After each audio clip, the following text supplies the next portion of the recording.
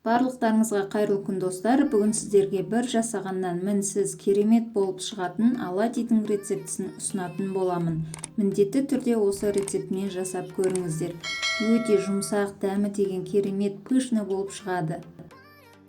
Бізге керекті заттар: жұмыртқа, қант, шымшым тұз, жылы айран, ұн, ас содасы керек болады. Грамдарын осы видеоның астына жазып қоятын боламын. Ең алдымен жұмыртқамызды жарып саламыз, оның үстіне қантымызды салып, жақсылап араластыратын боламыз.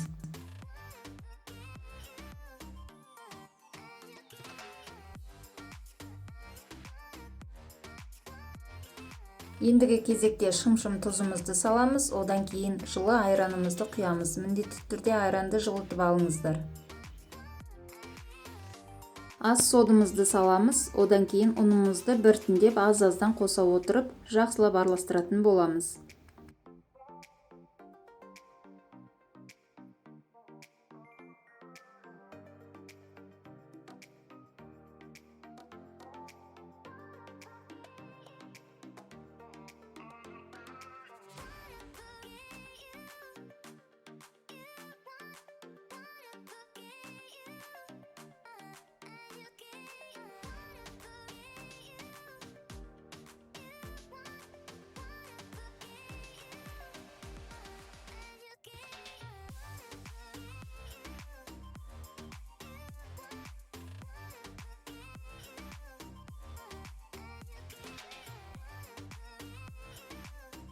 Міне оладьидің қамыры осылай болып шығады. Осы қамырды енді 15 минутқа қоя тұрамыз.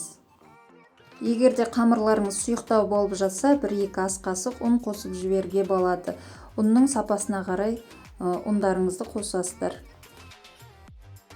Енді табамызды қыздырып, кішкене үстіне сұйық майымызды құямыз. Одан кейін оладьиімізді ас қасықпен 1 ас қасықтан құйып шығатын боламыз.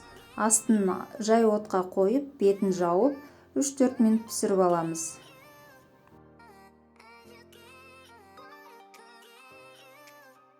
Оладьиіміздің бетіне тесіктер пайда болады. Осы кезде ақырындап оладьиімізді аударып, екінші бетін пісіретін боламыз.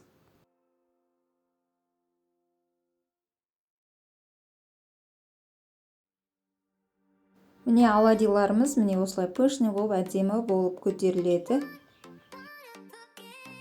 Міне біздің оладьиларымыз пісті, өте керемет болып шықты.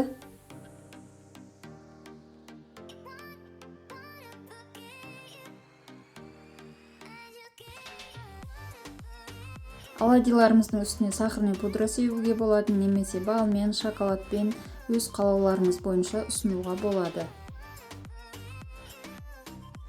Міндетті түрде осы рецептпен жасап көріңіздер, бір жасағаннан шығады. Дәмі өте керемет, өте жұмсақ, іші піскен, пышный болып шығады.